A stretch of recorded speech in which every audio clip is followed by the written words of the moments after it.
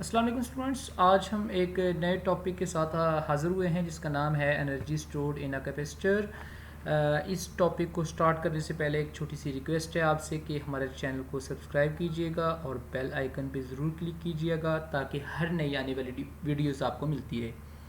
तो स्टार्ट करते हैं आज का टॉपिक। स्टूडेंट्स, कैपेसिटर जो है उसकी डेफिनेशन आपने पढ़ी थी कि ये एक चार्ज स्टोरिंग डिवाइस है, या दूसरे लफ्ज़ों में हम कहते हैं कि एनर्जी स्टोरिंग डिवाइस है। अब इसकी थोड़ी सी वर्किंग को दोबारा से हम देख लेते हैं। देखें, व्हेन द कैपेसिटर इज़ अनचार्ज, जब भी कैपेसिटर अनचार्ज होता है, the potential difference between the plates is zero. तो इन प्लेट्स के दरमियान जो पोटेंशियल डिफरेंस होता है वो ज़ीरो होता है एंड फाइनली इट बिकम्स, यानी कि ये जो पोटेंशियल डिफरेंस हम अप्लाई कर रहे हैं इसमें ज़ीरो था, और फिर जब हमने इसके ऊपर बैटरी अप्लाई दी है, वोल्टेज अप्लाई किया है, तो charge is deposited on each plate. अब क्या होगा कि जो नेगेटिव चार्जेस हैं जिनको हम इलेक्ट्रॉन कहते हैं वो इस प्लेट से मूव करना स्टार्ट कर देंगे और यहाँ पे कलेक्ट हो जाएंगे इस प्लेट पे। इसी तरह जो पॉजिटिव चार्जेस होते हैं वो यहाँ पे कलेक्ट हो जाएंगे। तो इनिशियली जो पोटेंशियल डिफरेंस था जब हमने बैटरी अप्लाई नहीं की थी उस वक्त उसका पोटेंशियल ज़ीरो था, लेकिन जब हमने पोटेंशियल अप्लाई किया, मैक्सिमम पोटेंशियल दिया, तो उसको हमने कैपिटल वी से रिप्रेजेंट कर दिया। अब इसकी एवरेज अगर हम निकालें कि इनिशियल प्लस फाइनल वोल्टेज, तो वो हमारे पास आ जाएगी V/2। अब पोटेंशियल एनर्जी जो है वो स्टूडेंट्स याद रखिएगा QV के इक्वल होता है पोटेंशियल एनर्जी। लेकिन चूंकि यहाँ पे पोटेंशियल हाफ है, V/2 आया है, तो हम यहाँ पे लिख सकते हैं V/2 यानी कि हाफ QV, और Q जो होता है वो CV के इक्वल है। तो CV की वैल्यू जब इधर पुट करेंगे तो पोटेंशियल एनर्जी हमारे पास आ जाएगी हाफ CV²। अब यहाँ पे एक स्टोर्ड एनर्जी मैंने इसको हेडिंग दे दी यहाँ पे। ये कोई ज़्यादा कॉम्प्लिकेटेड चीज़ तो नहीं है, लेकिन आपकी जो टेक्स्ट बुक है उसमें वर्डिंग इस तरह की गई है कि स्टूडेंट्स जो है वो कंफ्यूज हो जाते हैं इस स्टेटमेंट को देखकर। उस स्टेटमेंट को मैं थोड़ा सा डिस्कस करूँगा यहाँ पे कि स्टेटमेंट ये है, it is possible to regard the energy as being stored in electric field between the plates rather than the potential energy of the charges on the plates। हम ये असल में दो टर्म इस्तेमाल होती हैं। हम कहते हैं कि एनर्जी जो है वो दो प्लेट्स के दरमियान जो है वो स्टोर होती है, लेकिन इन electric field between the plates होती है। देखिए ना कि हमारे पास जो यहाँ पे ये प्लेट्स हैं तो इनके दरमियान इलेक्ट्रिक फील्ड है ना, ये तो इसकी वजह से जो है वो एनर्जी स्टोर होती है कैपेसिटर में।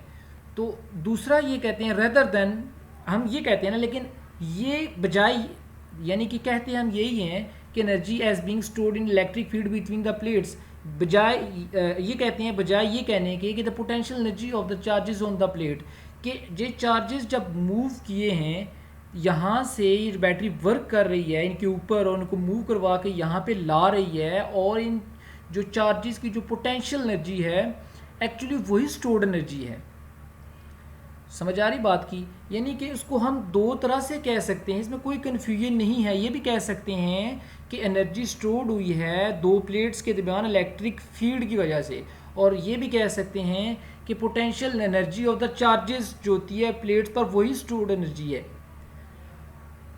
आगे कह रहे हैं कि such a point of view is useful. जब हम कहते हैं ना कि एनर्जी स्टोर्ड हुई है between the plates electric field की वजह से, तो ये पॉइंट बहुत ज़्यादा यूज़फुल है अंडरस्टैंड करने में। क्यों?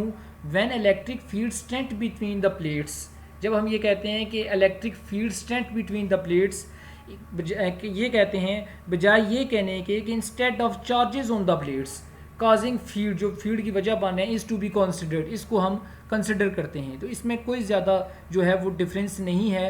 एक्चुअली ये डेफिनेशंस कंफ्यूज करती हैं। अब हम इसकी मैथमेटिकली फॉर्म को ही देख रहे हैं यहाँ पे। तो अब हमारे पास जो लास्ट इक्वेशन आई थी वो आई थी पोटेंशियल एनर्जी हाफ CV²।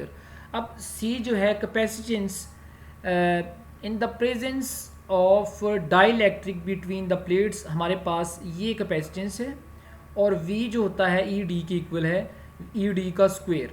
तो यहाँ पे अगर देखा जाए तो एप्सिलॉन और एप्सिलॉन आर यहाँ पे आ गया, और ई स्केयर जो था वो मल्टीप्लाई हो गई यहाँ पे आ गया, और डी जो है एक डी के साथ कैंसिल हो जाएगा, ए और डी जो है वो मल्टीप्लाई हो जाएंगे।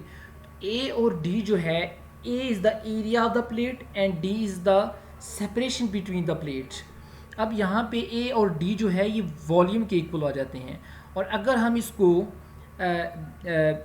ये जो हमारे पास ए डी है इसको हम वॉल्यूम से डिवाइड कर दें तो क्या होगा कि वॉल्यूम इसके साथ कैंसिल हो जाएगा, और हमारे पास ये जो है ये एनर्जी डेंसिटी आ जाएगी। यानी कि एनर्जी डेंसिटी में अगर आप देखें तो ई का जिक्र है, यानी कि इलेक्ट्रिक फील्ड का जिक्र है, इलेक्ट्रिक फील्ड इंटेंसिटी का जिक्र है, लेकिन इस इक्वेशन में हमारे पास वो जो हम कहते थे कि potential energy of the charges वो इसमें ज़िक्र नहीं है। लिहाजा हम जब भी कहते हैं कि एनर्जी स्टोर हुई है कैपेसिटर में, तो वो ड्यू टू इलेक्ट्रिक फील्ड की वजह से, या due to electric field intensity की वजह से हुई है। ये मैथमेटिकली फार्मूले से डिराइव है, और हम इसलिए इसको लिखते हैं। So this equation is valid for any electric field strength. ये जो इक्वेशन है किसी भी किस्म की इलेक्ट्रिक फील्ड स्ट्रेंथ हो कैपेसिटर के दरमियान, कोई भी इसकी वैल्यू हो, मैग्नीट्यूड हो, इलेक्ट्रिक इंटेंसिटी का यहाँ पे हम पुट करेंगे तो हमारे पास एनर्जी डेंसिटी आ जाएगी। इसके साथ ही हमारा आज का टॉपिक ख़त्म हुआ। उम्मीद है आपको हमारी वीडियो पसंद आई होगी। कोई भी क्वेश्चन हो कमेंट की ज़रूरत में ज़रूर मेंशन कीजिएगा, ताकि हमें आपके रिस्पांस की वजह से जो है एक अच्छा रिस्पांस, आपको एक अच्छा रिस्पांस देखने को मिले। Thank you.